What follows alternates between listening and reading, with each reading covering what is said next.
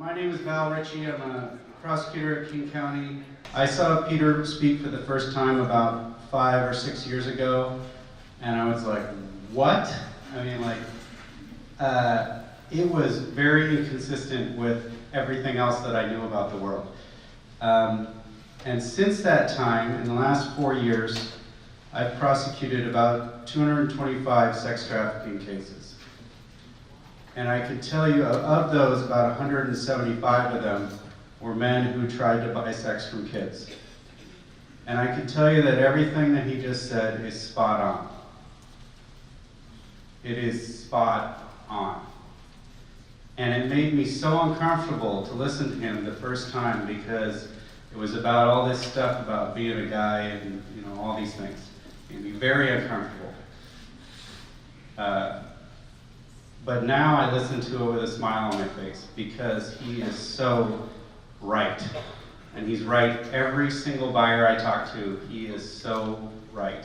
And it took me like 4 years to get there. So if you're still wrapping around that over the last hour, trust me, you're faster than I am.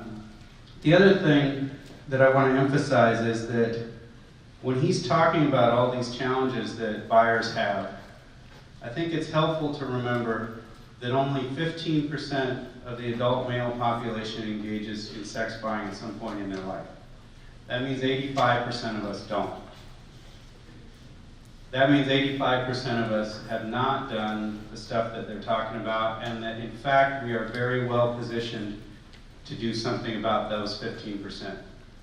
Because frankly, if we spoke up, we could probably end it overnight.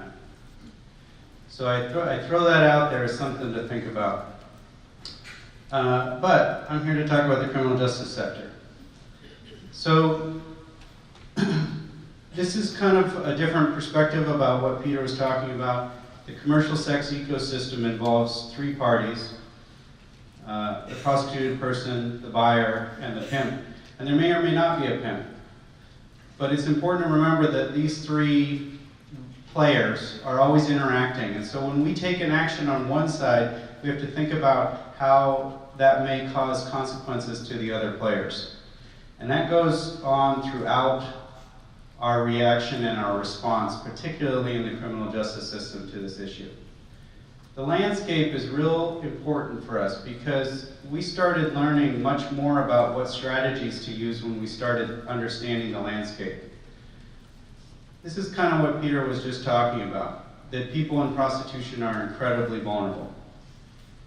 Once you accept that and acknowledge that, it fundamentally alters what you think is the appropriate response to people in prostitution.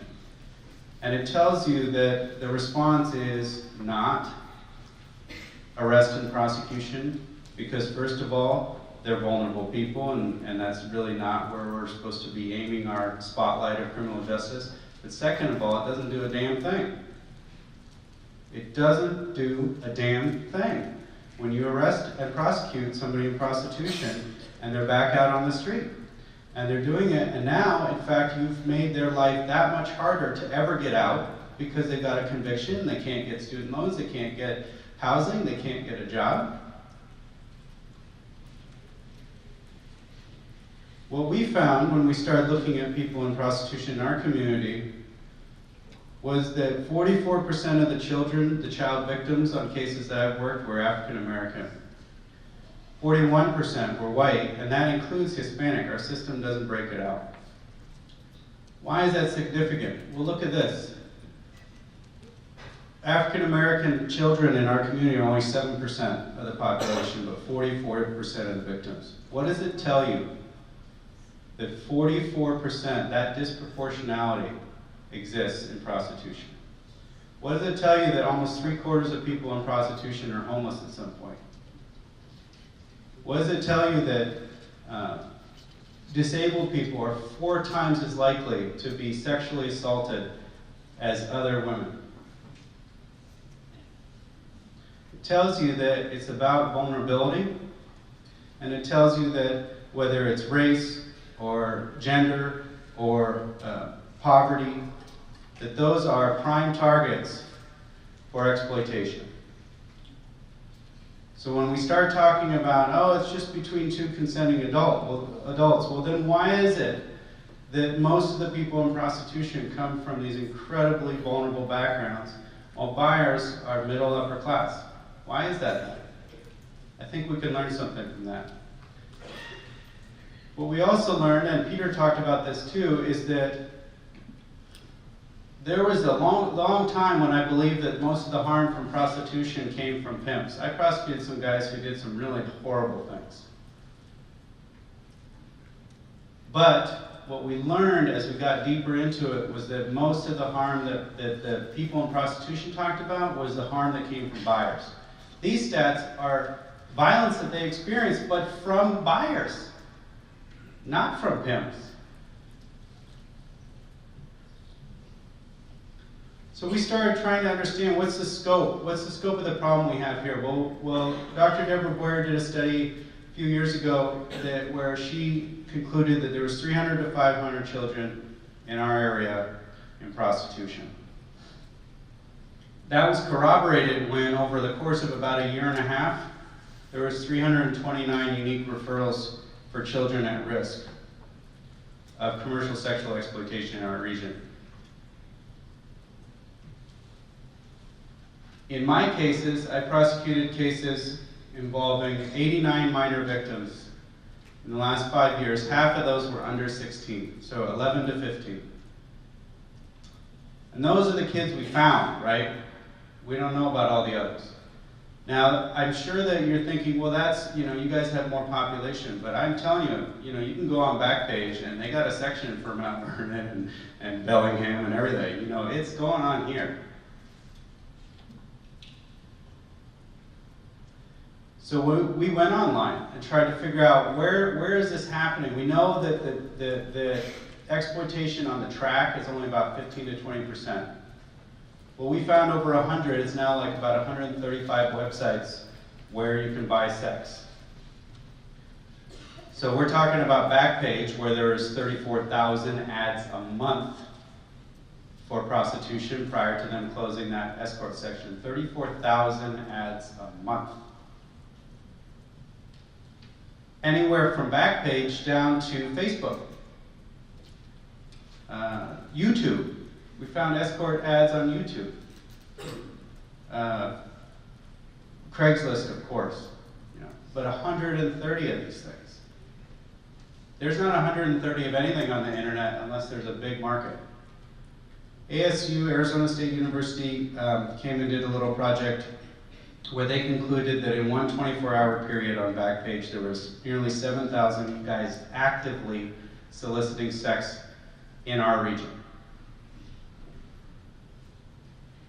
There's a review board. A review board is Yelp for prostitution, right? So it's where you go to review your prostitution experiences. Just like chew on that for a second. A survivor described it to me as Yelp for her personhood. We found a review board that was a local review board that had about 15 to 20,000 members.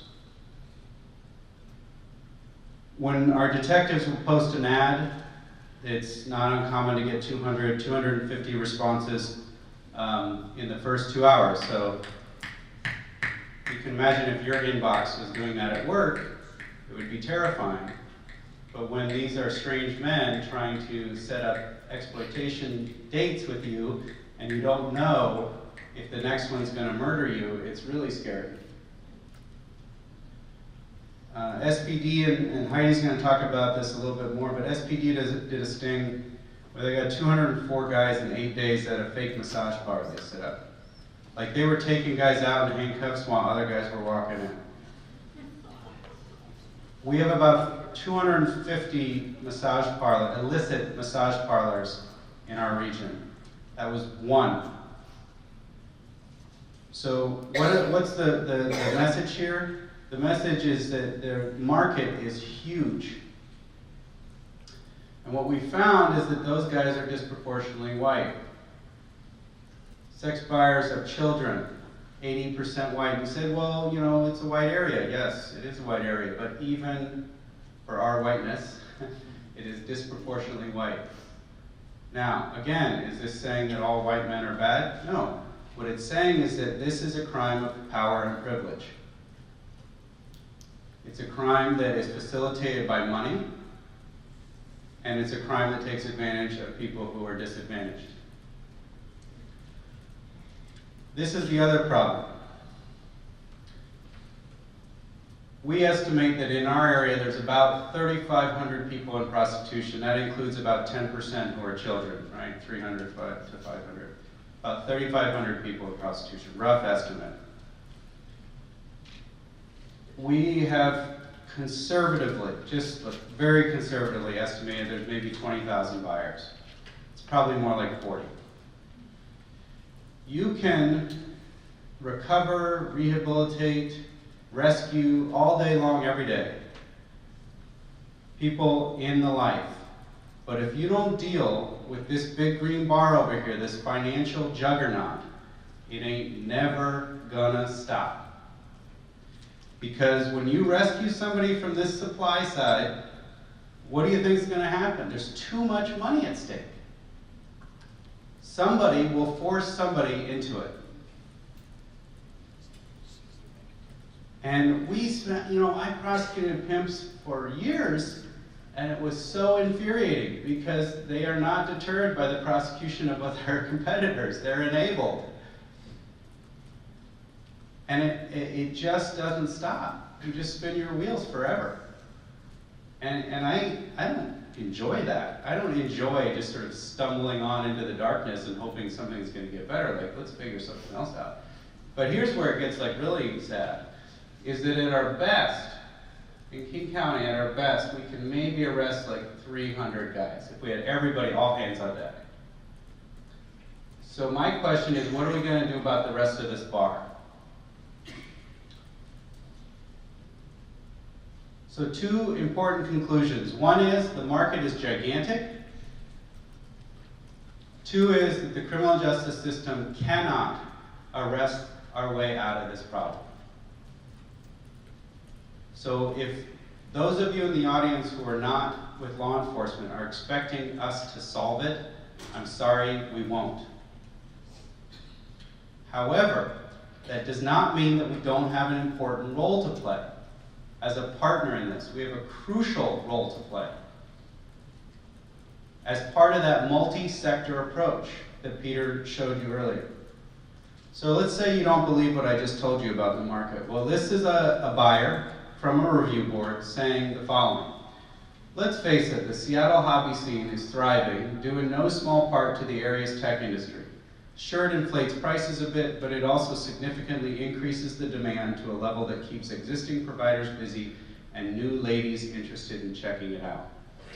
So Mr. Decanter here, the hobbyist, has said that basically the commercial sex industry in the Seattle area is being propped up by sex buyers from tech.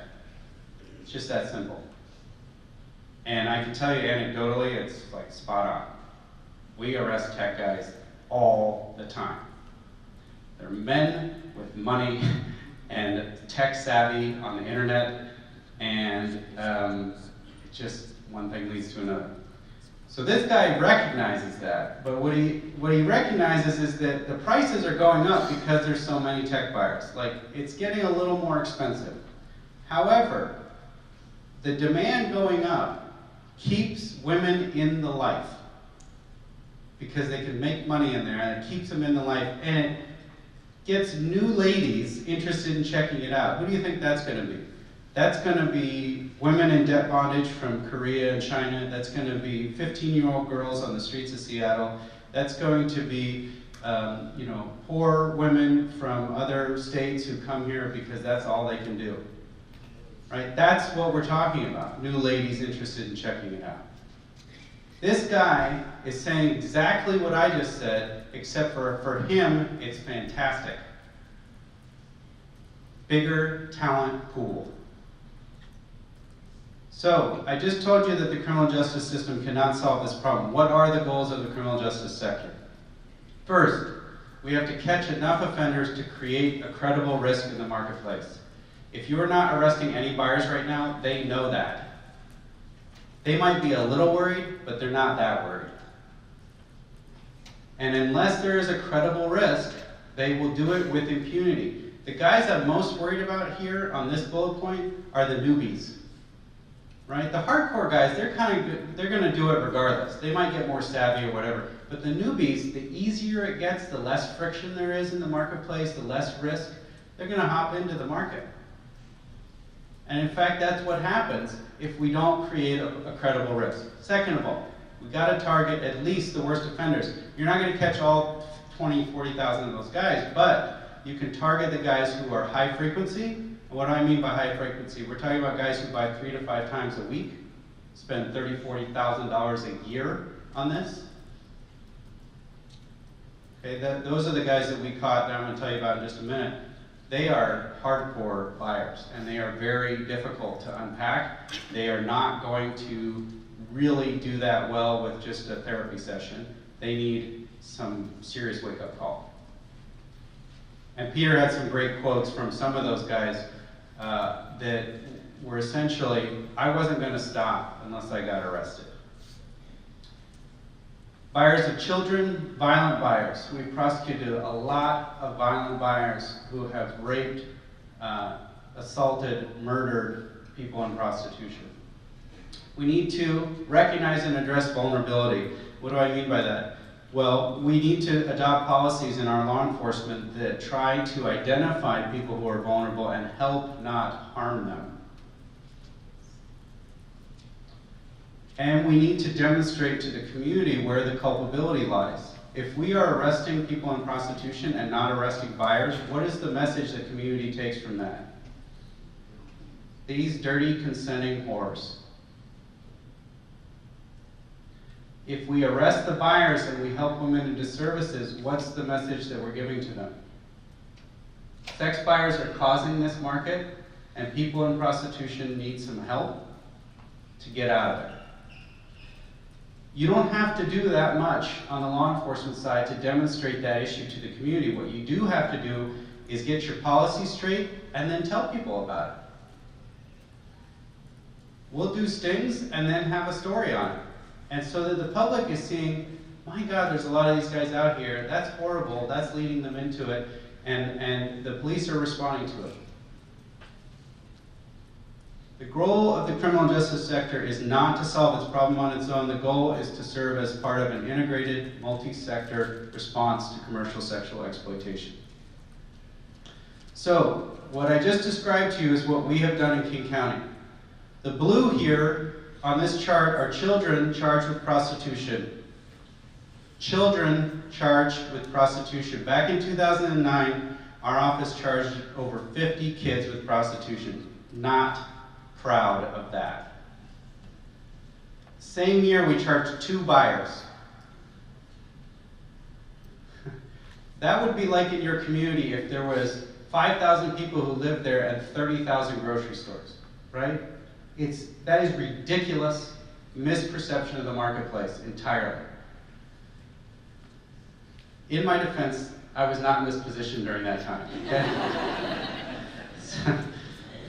It's other people.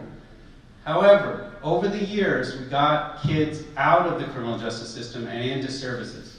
So in the last 2 years, 0 charges of kids, which is actually pretty consistent with what the rest of the state is doing. I pulled the statewide stats, and in the last 2-3 years, there's only been about 5 kids charged with prostitution in the entire state, which is fantastic. That's how it should be. In 2013, we started saying, like, we gotta go after these guys.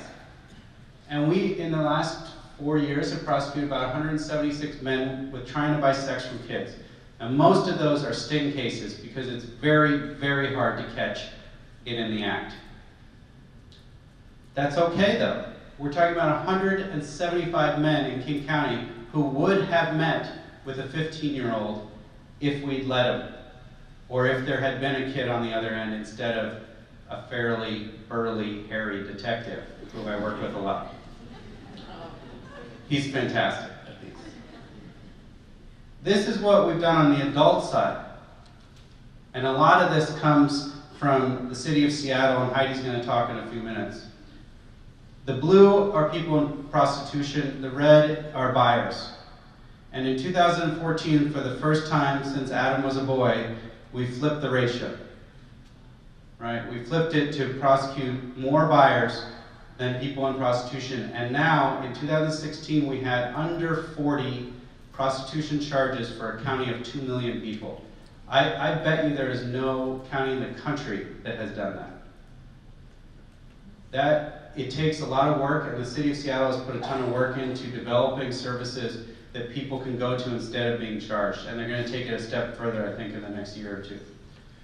I got a little worried when we had that dip in 2015, but then we kind of nudged everybody and they took it back up again.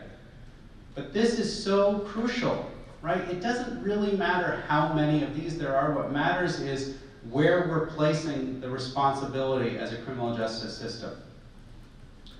So when you're thinking about what you want to do in your community, this is the place I would start, is thinking about what do your numbers look like and where you're going to target it. The next thing, the 500 level course, is about thinking about the more sophisticated buyer networks that exist out there and what you can do about them. And this is a prime example are review boards. The review boards, like I talked about, is Yelp for prostitution, and it really is exactly like that. It provides buyers with safety, anonymity, choice, advice. They go on there, they chat with each other, they provide these reviews. You can, it's just like Yelp, just of different reviews about different people. They get communication with each other so they know when law enforcement's going to do a sting or is doing a sting somewhere. They will tell everybody about it. They talk about burner phones and how to ditch those and how to protect themselves. They are very sophisticated. Out-of-state travelers, when they come to our area, they read our review boards and find out where to go and who to set up a date with, etc. And the effect of that chat room, that community, it's like an online campfire for dudes that like to buy sex. And the effect is that it promotes and encourages and assists and facilitates all of these buyers engaging in this, which normalizes it, leading to more buyers and more transactions. When Peter first talked at a presentation about normalization, I had no idea what he was talking about. It just I got it sort of intellectually, but I didn't get it until I saw review boards. It is astounding watching these guys talk on there about this hobby. The reviewboard.net was a review board in our area that had about 15 to 20,000 members, and this is what it looked like. So it was just like string after string after string, and you can see at the bottom there it says K-Girl recommendation. K-Girl recommendation. K-Girl is a Korean prostitute. So somebody said, hey, I need a K-Girl recommendation. And then these guys just started responding with like, oh, here's my favorite, here's my favorite. I recommend you see her, here's her website, etc., etc. These guys have essentially eliminated a pimp from the transaction entirely, which is why I'm so worried about review boards. We're not talking about a traditional model anymore. These are organized criminal syndicates of buyers online. And they are doing, there's thousands, like the Erotic Review is one of the biggest national review boards. They have over 2 million reviews on there. 2 million reviews, and you don't write a review every time. You only write it if it's somebody new or somebody hasn't written about it in a while. So how many transactions? I mean, there's tens of millions. And these guys go on there and they find their little group and they talk about it. Here's how they talk. Had a wonderful time with Yuri, and I hope to repeat soon. Just don't forget to Google those magnificent breasts of hers. You'll love how hard she works to make them sway and bounce for you. Side note, Seattle is a new stop for her, and she needs reviews to pick up her business if she is to return. These were people from Korea, these women who they were talking about. They were moved around the country every 30 days to a new spot, and if they weren't getting enough business, the brothel operator would move them on to the next one. These guys engaged in an organized demand increase effort to get business to keep women here. Most of the women couldn't even speak English. They had a thing on their phone that they would say something into and it would translate, right? No idea who was showing up at the door. All the booking of the dates was by somebody in Los Angeles. So they're just sitting in an apartment, strange guy, boom, strange guy, boom, strange guy, boom. In and out. They don't know anything. And then we had a murder. All right, that's how this starts. I know we all like to talk, I mean, they know this. As Peter said, they know this. They know it. I know we all like to talk about how much we care and want to protect the girls, but the truth is, what we want is to protect our access to the girls. If we really cared about their safety, and to the extent some claim, we would take all our hobby money and buy them plane tickets home. This is one of the most prolific buyers of any of the guys we've ever prosecuted. He knows it. One of his other quotes was, "War is great for the sex trade." What do you think that's about? Refugees, right? Vulnerable people driven into sexual exploitation. He says it like this, and then he does it 5 times a week. You got to get to a weird mental place to be able to handle that. I'll always remember the Chloe I met the morning of her first day here. Very weak English and so nervous, I felt bad for her. She told me when she answered the door, her heart felt light, and then struck her chest with her palm repeatedly, but she warmed quickly and was very charming and smiled brightly. And she was great in bed from the start. Now she's a polished, very smooth performer, and still sizzles, but I think the personality I saw that morning was the real Chloe. I mean, they stole this woman's soul, right? She's no longer the person she was. She's somebody different. So we took down that website. It's not okay. We seized it and 2 others associated, and we prosecuted so far 29 men who posted the most prolific posters on there. The sort of the tip of the spear for these guys. And everybody else freaked out. It was like it sent shockwaves through the marketplace like I've never seen. I still get calls from attorneys saying, "My guy once went on that website, are you going to prosecute him?" Maybe. I'm not going to say no, because then he'll maybe do it again. This is the kind of operation that's necessary to rattle these networks of guys online that are perpetuating this organized crime approach to buying. So, once we get them, what are we going to do with them? Well, our options are plentiful. There's jail, prison for guys trying to buy sex from minors or violent buyers. There's sex offender registration. There's sex offender treatment. There's buyer education like Peter's program. There's fines and there's seizures. I can't tell you what's appropriate for your community. You got to decide that as a community based on the resources that you have. But not all buyers are the same. You're going to look at ones who are violent, ones who are non-violent, younger versus older. Like, for example, if we catch a guy who's 20, non-violent, maybe first time, we're going to treat him a little differently. I'm not saying that we always want to slap that guy with sex offender registration. And one of the reasons is that you don't want to alienate and push these guys into a place where it's going to get worse. You got to do this, like, as much as we talk about buying be the problem, I think Peter and I would be totally on the same page that we have to offer some form of empathy and support, which sounds very weird to some people. I've had survivors get pretty angry at me because I talk like that, and I know that it sounds weird, but if we don't do it, it's going to just make them worse. First time versus high frequency, deviant versus not. Most men who buy sex, even from teenagers, are not deviant.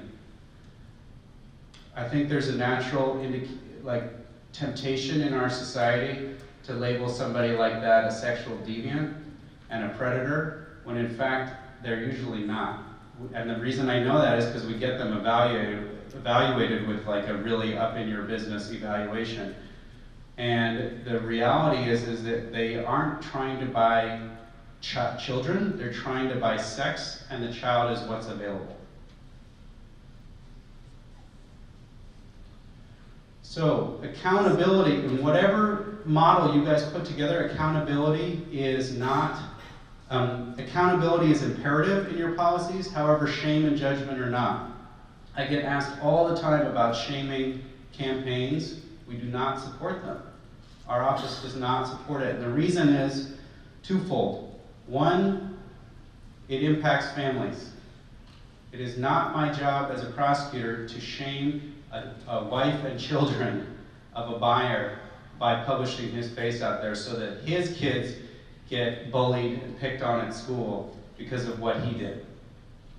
Those collateral impacts are brutal. They're brutal enough because most of these guys lose their job anyway. Second of all, it doesn't really help. There's some studies out there that buyers say that shame is the thing that would impact them the most.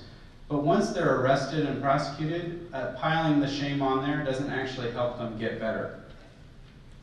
Most of Peter's class is focused around this idea that it's not about assigning blame, it's about helping men lead more fulfilling lives. That sounds like another weird thing to say, but in fact it is true.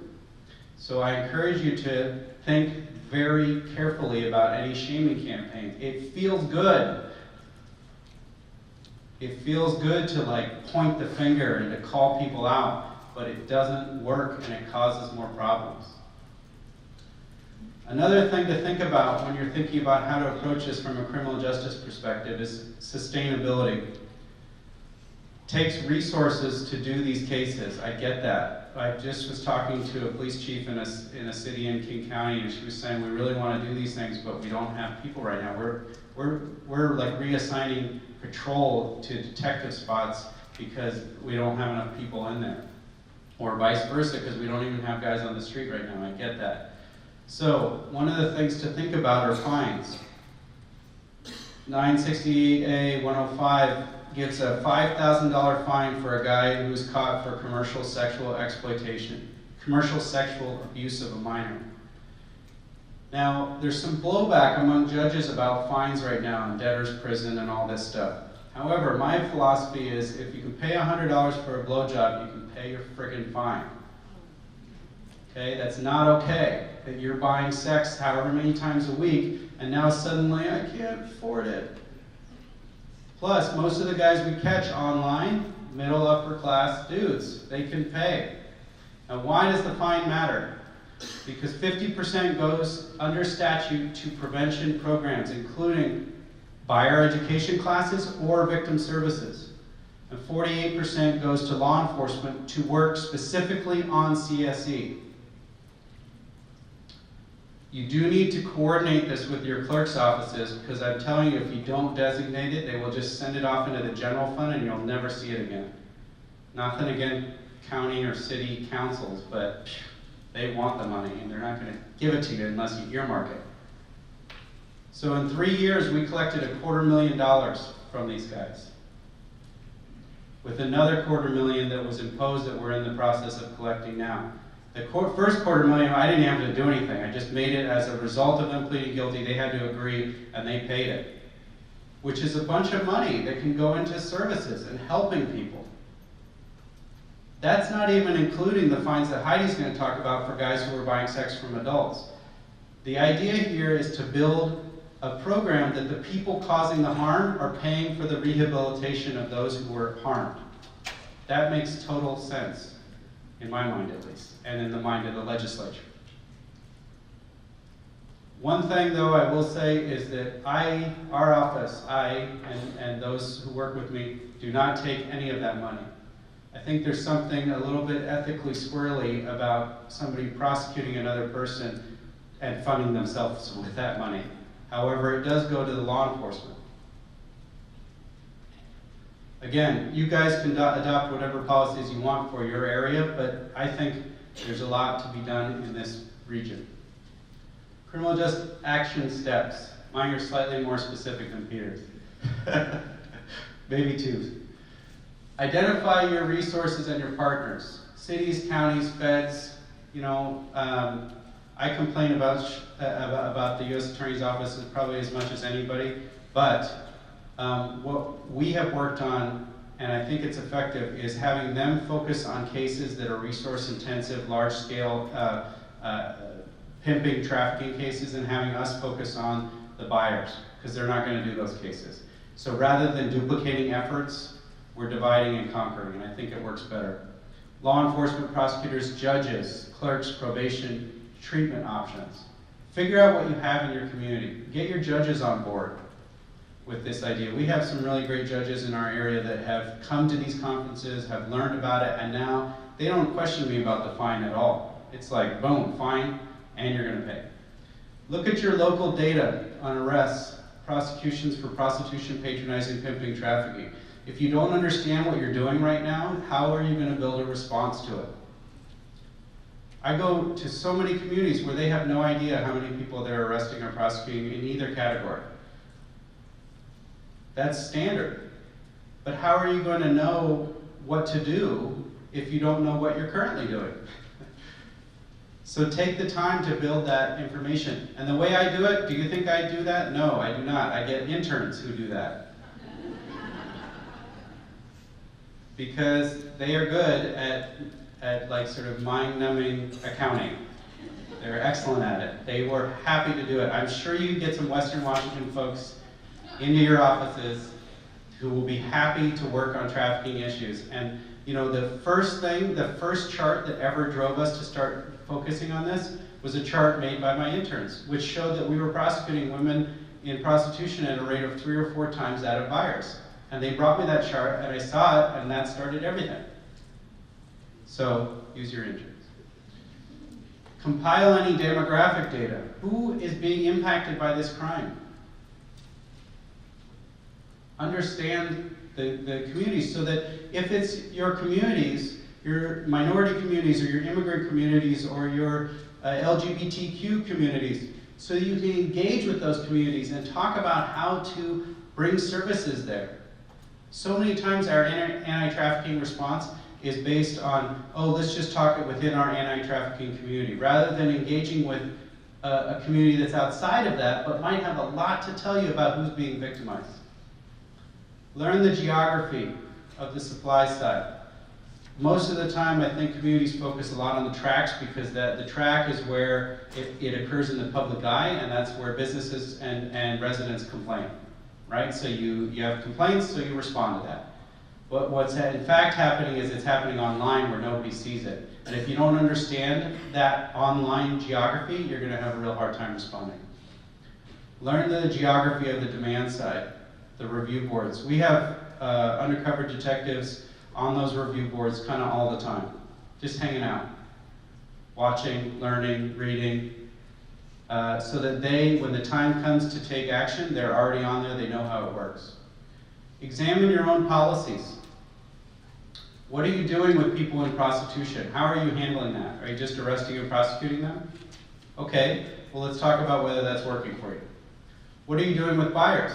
Are you just sending them to jail? Are you offering them any kind of education? Do you think that what you're doing with them is stopping them from engaging in this conduct or not?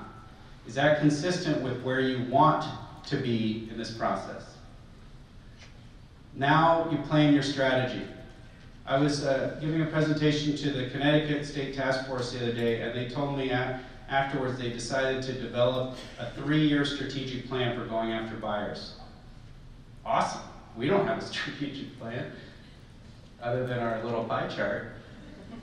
3-year strategic plan, that's fantastic. So as a community, get together, start developing a strategic plan for both the supply and the buying side, so that you're hitting both those prongs of the Nordic model. Develop a communications plan. When we took down that website, the review board, at the press conference, one of the representatives, and I won't say who it was, started the press conference by saying, I'm going to disregard my notes. This is a case about prostitution. And I went, ugh. No, it's a case about exploitation by buyers. So as soon as he said that, the whole debate was about whether these women in these brothels were being trafficked. Who cares? What there is a giant organized juggernaut of men building and sustaining the exploitation market in our community. That's what that case is about. Figure out your messaging early on.